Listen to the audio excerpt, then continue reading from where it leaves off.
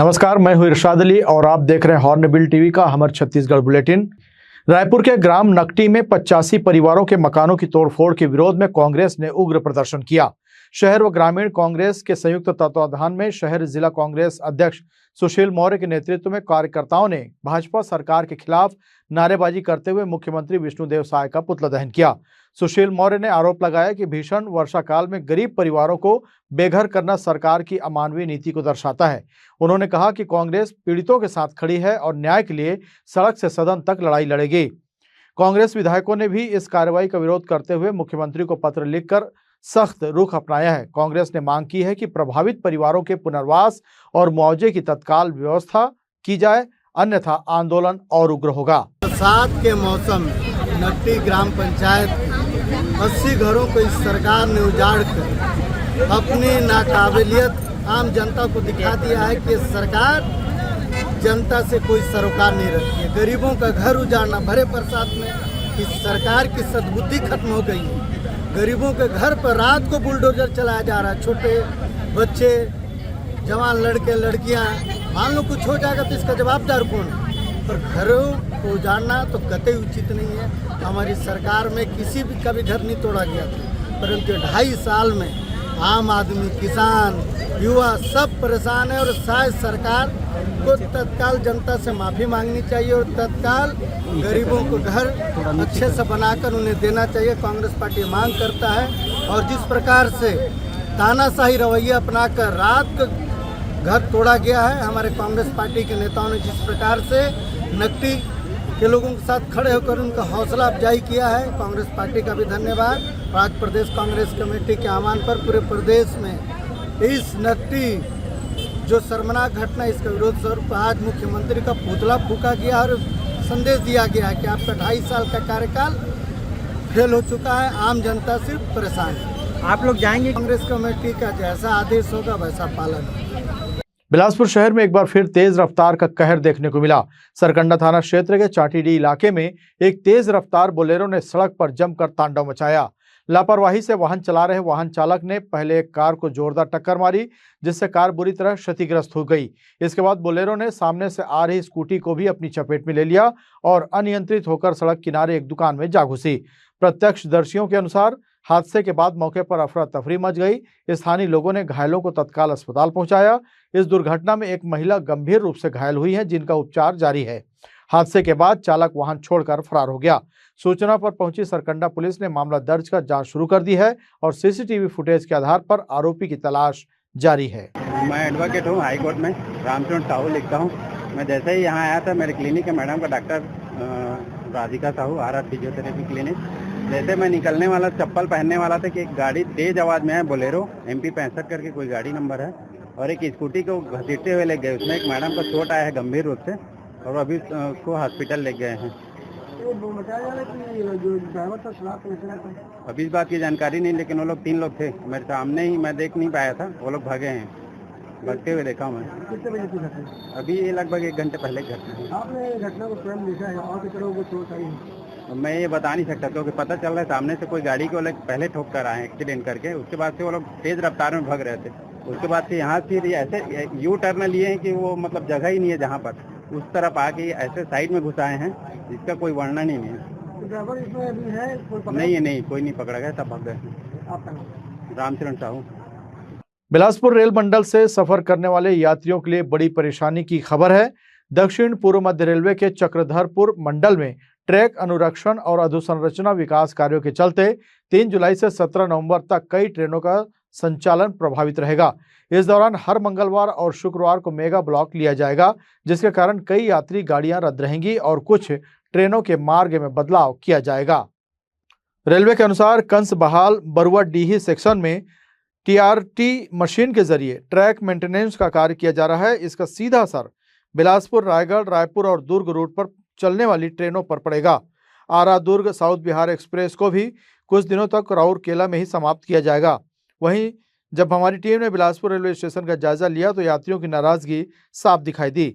यात्रियों ने बताया कि कई मेमू और पैसेंजर ट्रेनों के रद्द होने से उन्हें घंटों स्टेशन पर इंतजार करना पड़ रहा है। कुछ यात्रियों ने कहा कि वे 3 से 4 घंटे ट्रेन का इंतजार कर रहे हैं, लेकिन लगातार ट्रेनों के रद्द होने से रोजमर्रा के काम प्रभावित हो रहे हैं। यात्रियों ने आरोप लगाया कि रेलवे मालगाड़ियों और कोयला परिवहन को प्राथमिकता दे रहा है, जबकि आम यात्रियों की सुविधाओं पर पर्याप्त ध्यान नहीं दिया जा रहा है। उनका कहना है कि बिलासपुर रेल मंडल देश के सबसे अधिक राजस्व देने वाले मंडलों में शामिल है। इसके बावजूद यात्री सुविधाओं की स्थिति संतोषजनक नहीं है। मुझे जाना है, जांजगीर जाना है और बहुत टाइम से वेट कर रहा हूँ। ऐसे कम से कम मुझे 1-1.5 घंटे लेके चलो और शायद काम चल रहा है शायद इधर आए कुछ वजह से। तो कल परसों ऐसा भी हुआ था मेरे साथ। अब मैं क्या है रोज़ आना जाना करता हूँ जांजगीर से, तो सुबह तो आ जाता हूँ। सुबह आने के लिए मेरे को सबसे पहले तो ट्रेन हंसदेव है आपका और उसका जनशताब्दी एक्सप्रेस, उसके बाद से लोकल सारी कैंसिल चल रही है। उसके बाद तो आने का तो पॉसिबल ही नहीं है, क्योंकि मेरे को 10 बजे ऑफिस पहुंचना रहता है। तो किसी भी हाल में मेरे को हंसदेव पकड़ना पड़ेगा 7:30 बजे। यहाँ मेरे को कैसे भी करके पहुंचना है। फिर भी आज 7:30 बजे वहाँ से ट्रेन पकड़ा मैं हंसदेव, तो यहाँ पे मैं 9:30 बजे के आसपास पहुँचा, 9:30 9:40 के आसपास, ज़्यादा ही हो गया होगा। ये हो गया। फिर जाने के बाद फिर तो ऐसा मेरा इंसिडेंस ऐसा हुआ था कि लास्ट वीक शायद किसी दिन छुट्टी हो गया था 2 बजे। मैं 2 बजे से इंतजार कर रहा हूँ यहाँ पे। अभी आज क्या स्थिति बनी हुई है? स्थिति वही है जैसे कि 2 बजे से मैं अगर यहाँ पे आ जाएगा कोई इंसान, किसी को जांजगीर जाना है तो शाम को 7:50 तक जो टाटा नगर एक्सप्रेस अभी आने वाला है, 6:50 तक कोई ट्रेन नहीं है जाने के लिए। जो लोकल चलती है वो सब कैंसिल है, सब कैंसिल है। समस्या हो रहा है। सुपर फास्ट है ऑप्शन, सीधा चापा जाओगे। जो एक ही अभी आज़ाद एक्सप्रेस अभी थोड़ी देर पहले गई, उसके बाद कोई भी ट्रेन नहीं है, पूरा कैंसिल। मतलब भाई लोग इतना फ्रस्ट्रेशन है मेरे, मैं क्या बताऊँ। आप आगे अच्छा नहीं होगा कि आपसे मतलब बात में इतना एक्सप्रेस कर क्या मांगे करते हैं प्रशासन से? क्या मांग यही है कि अगर आप कोई भी ट्रेन कैंसिल कर रहे हो तो अल्टरनेट यहाँ पे हमें देना चाहिए, ताकि हम जो जांजगीर चांपा के बीच में जो प्रोफेशनल है कल्चरा है तो जाने वाले के लिए कोई ऑप्शन होना चाहिए। बस से आप ट्रेवल कर नहीं सकते, बस में जाना इतना मतलब पंचायती वाला काम है, इंसान जा ही नहीं सकता। तो सबसे कोई अल्टरनेट ऑप्शन निकालो। अगर तुम काम कर रहे हो तो उनको तो पता है ना कि भाई काम होने वाला है, तो उसके बदले में कुछ हम अरेंज करें। तो ऐसा कोई ऑप्शन नहीं है। और इतना समस्या आ रहा है कि एक तो गर्मी का प्रॉब्लम था, बरसात जैसे थोड़ा दिक्कत कम है, लेकिन गर्मी को ऐसे परेशान हो रहे हैं। मैं बिलासपुर से चांपा जाने के लिए उपस्थित हूँ। यहाँ जितनी लोकल ट्रेनें हैं कोरमा से लेके बिलासपुर जाने वाली सभी लोकलों को रद्द कर दिया गया है और वो अनिश्चितकालीन रद्द है। और उसके वजह से जितनी भी हमारी जो सुपर फास्ट ट्रेनें हैं वो भी लेट है, चाहे आज़ाद हिंद हो, शालीमार हो, समर सत्ता हो। आप यहाँ ऐप में देख कितने समय से यहाँ बैठे हैं? मेरे को आधा घंटा से आप किसमें जाएंगे फिर? अभी आप अभी जो मिल जाए, अभी ऐसा कोई फिक्स नहीं रह गया है कि जो भी ट्रेन 40 में हमारा ट्रेन रहता था वह डेली आता है। प्रशासन से क्या मांग करते हैं? जो ट्रेन चल रही है, जो लोकल ट्रेन है, यात्रियों को भी ध्यान दें, खाली मालगाड़ी ना चलाएं। सिर्फ मालगाड़ी बस चल रही है जितना लोकल ट्रेन है। और यहाँ मूलभूत यहाँ का जो मेन ट्रेन है जो जिससे जनता यहाँ सफ़र करती है, लोकल ट्रेन इसको चलाए। बाकी मालगाड़ी को चलाना है तो उसके लिए आप रात को चलाएं। ये चलने के टाइम में खाली मालगाड़ी। अब बड़ा सवाल यह है कि लंबे समय तक चलने वाले इस मेगा ब्लॉक के दौरान रेलवे यात्रियों को राहत देने के लिए क्या वैकल्पिक व्यवस्था करता है। फिलहाल यात्रियों की परेशानी और नाराजगी दोनों लगातार बढ़ती नजर आ रही है। हॉर्नबिल टीवी के लिए कैमरामैन मोनू सिंह के साथ भारतेंदु कौशिक की रिपोर्ट। बिलासपुर जिले के सिविल लाइन थाना इलाके में मारपीट की घटना सामने आई, जिसमें निजी हॉस्पिटल में काम करने वाले युवक के साथ मारपीट की वारदात को अंजाम दिया गया है। जानकारी के अनुसार प्रियांशु जसवाल गुरुवार की रात ड्यूटी से छूटने के बाद अपने दोस्त के घर कुम्हारपारा प्रोग्रेसिव कॉन्वेंट स्कूल के पास जा रहा था। इसी बीच स्कूल के सामने एक व्यक्ति नशे की हालत में पहुंचा और कहने लगा कि तू मोहल्ले में क्यों आता है, तू चीनी को नहीं जानता, हमारे मोहल्ले में तू कैसे आता है, कहकर प्रफुल्ल डाहिरे उर्फ चीनी व उसके अन्य साथियों ने प्रियांशु के साथ मारपीट गाली गलौज करते हुए जान से मारने की धमकी दी और मारपीट की वारदात को अंजाम दिया, जिससे उसके सिर में गंभीर चोटें आई हैं। जिसके बाद घटना की जानकारी प्रियांशु ने अपने दोस्त अतुल नायक व शिवांगी दुबे को दी और सिविल लाइन थाने में इस पूरे मामले की शिकायत दर्ज कराई। पुलिस ने मामले की गंभीरता को देखते हुए आरोपियों के खिलाफ तत्काल FIR दर्ज कर आगे की जांच में जुट गई है। मैं हॉस्पिटल में काम करता हूँ, स्टाफ नर्स के पोस्ट में हूँ। कल रात मैं घर आ रहा था, करीब 12:30 बजे। तबीयत ख़राब था तो हाफ डे लेके लीव लेके घर आ रहा था, तो इनके रूम गया था टिफ़िन करने के लिए। तो जब हम लोग रूम जा रहे थे अंदर, तो वहाँ 4-5 लोग गांजा पी रहे थे रूम के बाहर। तो वो गेट के पास आए। गेट के पास आने के बाद और इनको बोले कि बाहर आओ करके, ठीक है, मैं भी था साथ में, तो हम लोग नहीं जा रहे थे बाहर, गेट के पास खड़े हो गए थे ऐसे, इधर आओ करके, दीदी आप जाओ लड़के को भेजो करके, तो नहीं जा रहे थे हम लोग। 5 मिनट वहीं पे 3 5 फिर गाली गलौज करना चालू किए बाहर से कि ठीक है कल देखते हैं, कल तो निकलेगा बाहर ये वो। तो इतना हुआ तो फिर इनको मैं अंदर भेजा, मैं बाहर गया अकेले, ठीक है, ये अंदर थी, बाहर गया तो फिर उन लोग गाली गलौज करने लगे कि तू यहाँ क्यों आता है, तेरा गाड़ी यहाँ पे खड़े रहता है, ऐसा ऐसा करके। फिर कौन लड़के लोग थे, कुछ पता चला? 5 में से एक का नाम तो पता चल गया है, प्रफुल्ल डहरे करके नाम है उसका, उसका फोटो भी आ गया, सर देख चुके हैं और पहले से भी उसके ऊपर केस चल रहा है बोले हैं।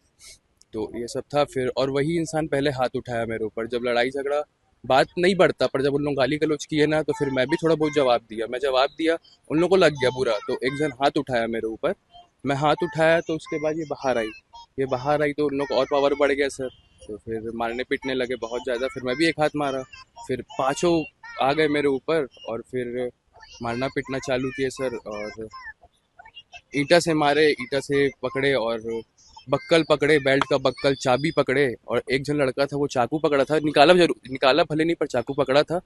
उन लोग फिर मारे सर, लगभग 5 से 10 मिनट तक मारते गए, सर में बहुत जगह मारे सर, इधर 2 जगह जिसमें से यहाँ और एक जगह यहाँ टाका भी लगा है, रातों रात मेरे को पुलिस वाले हॉस्पिटल लेके गए थे, यहाँ आया तो मैं, फिर कंप्लेन हुआ है सर, उसका पुष्टि भी हो गया है, और सर साथ ही साथ जब मैं पुलिस को फ़ोन कर रहा था वहाँ पे मौके पे, तो उन लोग मेरा फ़ोन को भी तोड़ दिए सर। क्या चाहते हो आप? मैं चाहता हूँ कि कड़ा से कड़ा कार्यवाही हो, पाँचों के पाँचों पकड़ाए, जेल के अंदर जाए, उनको प्रॉपर सिखाएं यहाँ की कैसा बिहेव करना चाहिए, पब्लिक के बीच में क्या होना चाहिए, और प्लस मेरा जो फ़ोन टूटा है उसका मेरा हर्जाना भरें सर, फ़ोन महंगा था मेरा। मैं गेट के बाहर गई, गेट खोलने के लिए, टिफिन करने के लिए वो आ रहे थे, उसके बाद मैं गेट खोली, उसके बाद वो लड़के लोग बोले कि भैया आप इधर आइए, आपसे बात करना है, तो मैं बोली क्यों, क्या हो गया भैया? नहीं दीदी आप जाइए अंदर, मेरे को भैया से बात करनी है। फिर ये बाहर गए, मैं अपना फ़ोन लेने अंदर चले गई, उसके बाद वो बात करने लगे, बहुत देर से नहीं आ रहे थे, फिर मैं बाहर जाके देखी क्या हो रहा है करके, ये लोग बात कर रहे थे, अचानक से वो सामने वाला जो बंदा उठा, इस प्रांशु के ऊपर हाथ उठा दिया, उसके बाद मैं सामने गई, उसके बाद ये लोग गाली गलौज स्टार्ट किए, पत्थर वत्थर फेंकना स्टार्ट किए, मारना स्टार्ट किए, दौड़ा रहे थे, फिर इनकी बाइक को भी धक्का दिए, मेरे को भी धक्का दिए, मेरे को भी चोट लगी है पैर में, मेरा भी फ़ोन तोड़ दिए, उनका भी फ़ोन ना खींच के तोड़ दिए, उसके बाद पत्थर वत्थर फेंक के मैं इनको हॉस्पिटल, उस पर मैं कॉल की एक भैया को, वो कोई आया नहीं उस टाइम। हाँ, एक का नाम प्रफुल्ल डहरे है, 2 लोग को मैं पहचान गई हूँ, एक का नाम प्रफुल्ल डहरे है। हाँ, उसके बाद जब हम लोग कंप्लेन करने के इधर पुलिस स्टेशन आए थे, तो वो लोग बोले कि अगर कंप्लेन करोगे तो तुम लोग बचोगे नहीं, देख लेना मैं क्या करूँगा, अगर गलती से वीडियो रिकॉर्ड हुआ होगा, अगर पुलिस के पास गया होगा तो तुम लोग बचोगे नहीं करके, यहीं पे रहते हो, मैं देखूंगा तुम लोग को। वही जो लड़के लोग हाथ उठाए थे हम लोग के ऊपर, वही लोग बोल रहे थे। कुम्हारपाड़ा में लगभग रात को कुछ लड़कों के द्वारा मारपीट की घटना कारित की गई है, उसमें सिविल लाइन थाने में एफआईआर पंजीबद्ध किया गया है और आरोपियों की पता तलाश की जा रही है, शीघ्र गिरफ्तार करके उनको न्यायालय में पेश किया जाए।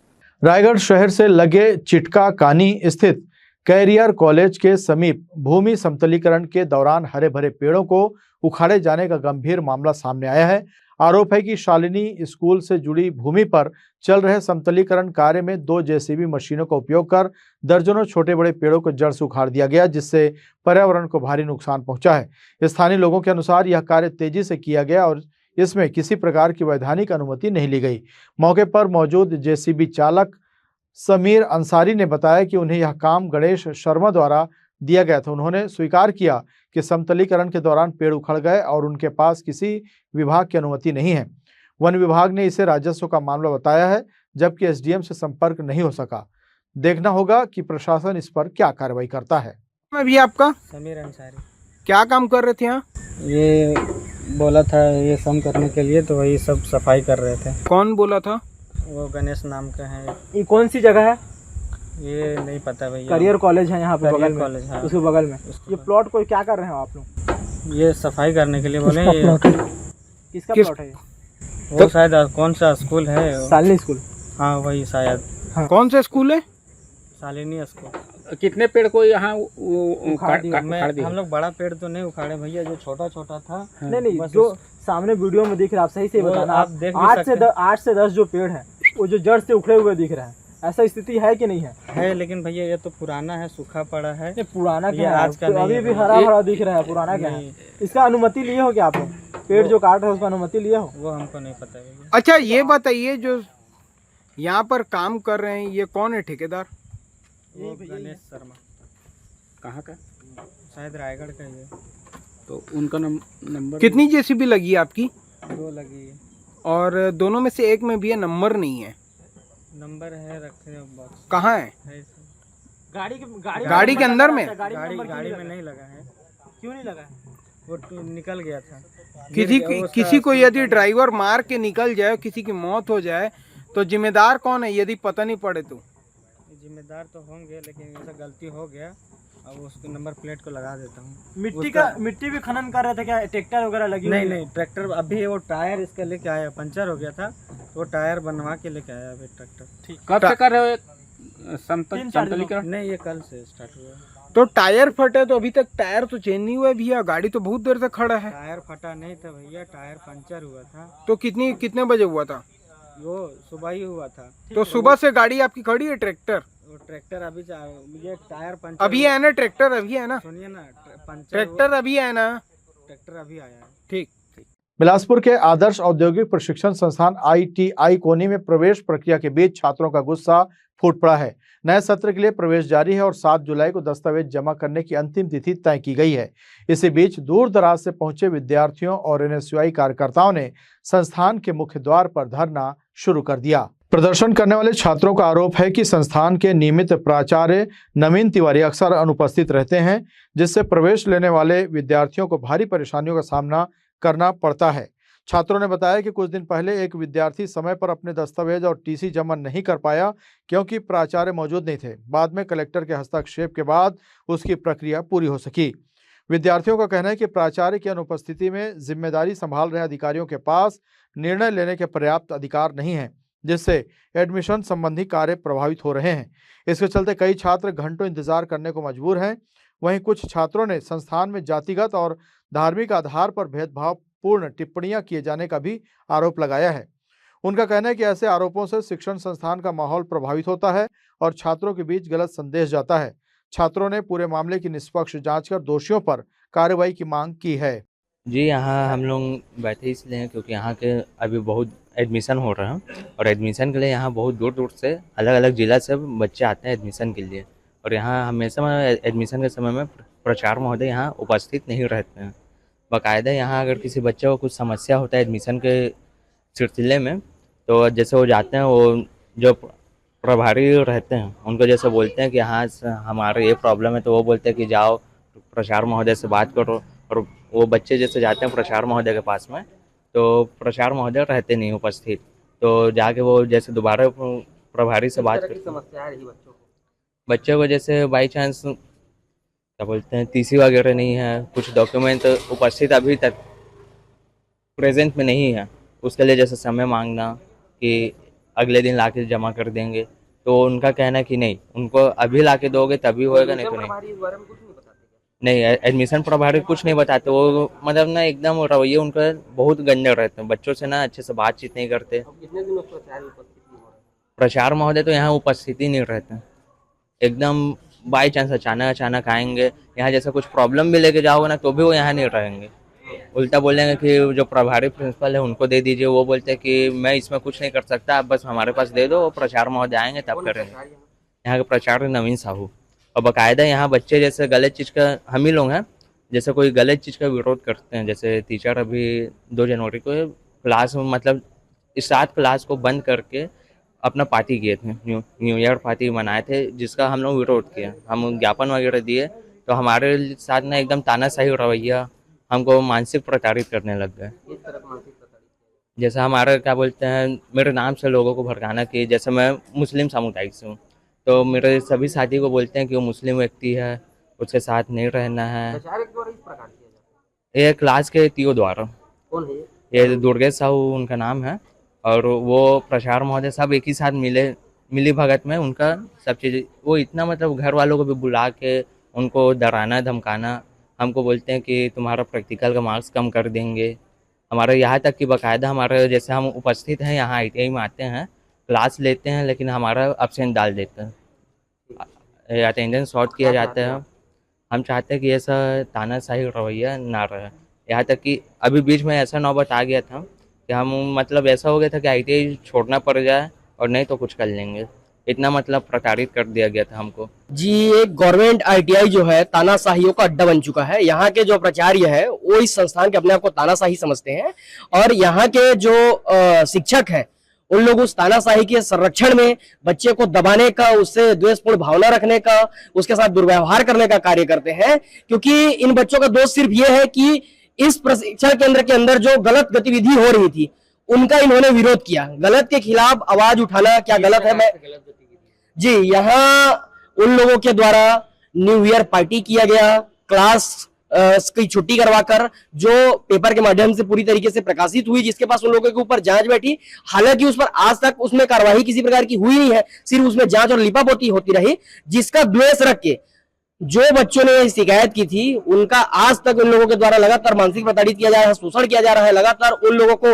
नोटिस पे नोटिस देकर, उनके पालकों को बार बार बुलाकर उनको मानसिक रूप से प्रताड़ित किया जा रहा है। उनको यहाँ से भगाने का हर प्रकार का षड्यंत्र उनके द्वारा किया जा रहा है। इसके अलावा अभी प्रवेश प्रक्रिया चल रहा है। यहाँ आप देखेंगे कि पूरा बोर्ड लगा हुआ है यहाँ, और सैकड़ों छात्र यहाँ आ रहे हैं प्रवेश संबंधी जानकारी के लिए, लेकिन जो जवाबदेह है, जो संस्था प्रमुख है, वो यहाँ से गायब है और हमेशा वो गायब ही रहता है। इस तरह के जवाब आप लोग को चाहिए जो भी मिल नहीं पा रही है। जी, हमारा सीधा कहना था कि अगर प्रवेश प्रक्रिया चल रहा है और किसी प्रकार की छात्रों को समस्या हो रही है, वो किससे बात करेगा? संस्था प्रमुख अगर गायब है, जो सक्षम अधिकारी है, जिसके स्वीकृति से ही उसको सहयोग मिल सकता है, वो आदमी गायब है, तो इनकी समस्या का समाधान कैसे होगा? जैसे हाल ही में भी 2 दिन अपने जगह किसी दूसरे को प्रभार दिए, वो व्यक्ति हमेशा जब भी वो प्रभार में रहते हैं उनके द्वारा कहा जाता है कि मैं सिर्फ प्रभारी हूं, मैं एक लेटर में सिग्नेचर करने के लिए भी सक्षम नहीं हूं करके।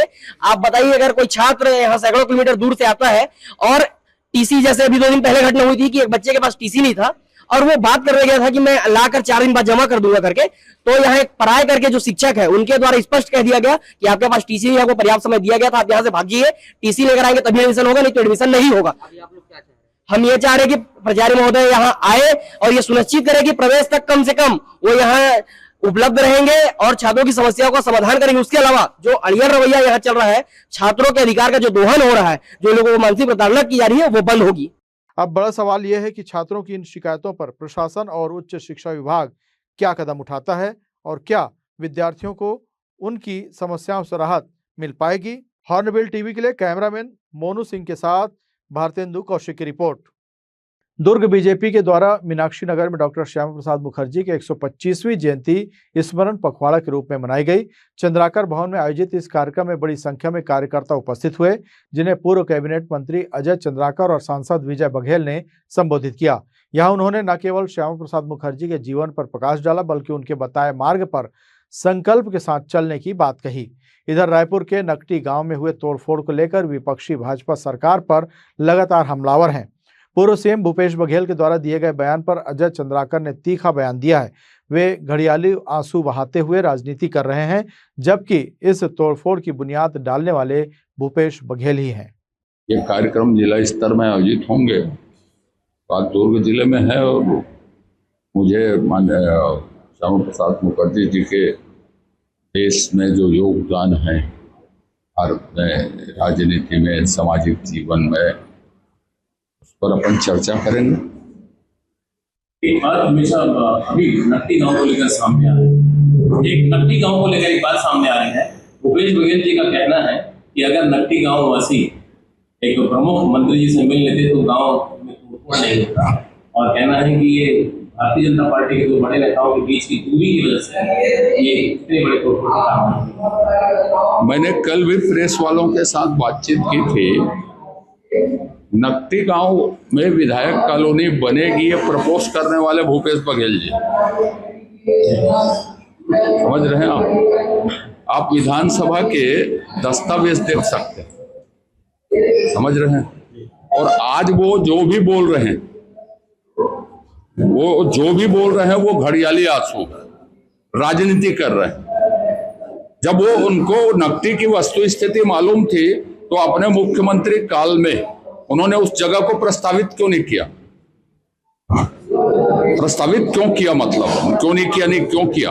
और रविंद्र चौबे जी, भूपेश बघेल जी उतने ही दोषी हैं जितना एक आज हमारे ऊपर आरोप लगा रहे हैं। उसकी बुनियाद डालने वाले भूपेश बघेल जी। अरे नहीं, विधायक का काम लॉ एंड ऑर्डर का नहीं है। लॉ एंड ऑर्डर देखने का काम प्रशासन का है, एडमिनिस्ट्रेशन का है। उस पर कोई क्रिया प्रतिक्रिया विधायक करते हैं तो वो उनका विषय है, पर अपराध को नियंत्रित करना एडमिनिस्ट्रेशन का काम है, विधायक का काम नहीं। आप स्वाभाविक तौर पर दूसरी दिशा में बढ़ रहे हैं। आज के बुलेटिन में बस इतना ही। इरशाद को दीजिए इजाजत। देखते रहिए हॉर्नबिल टीवी।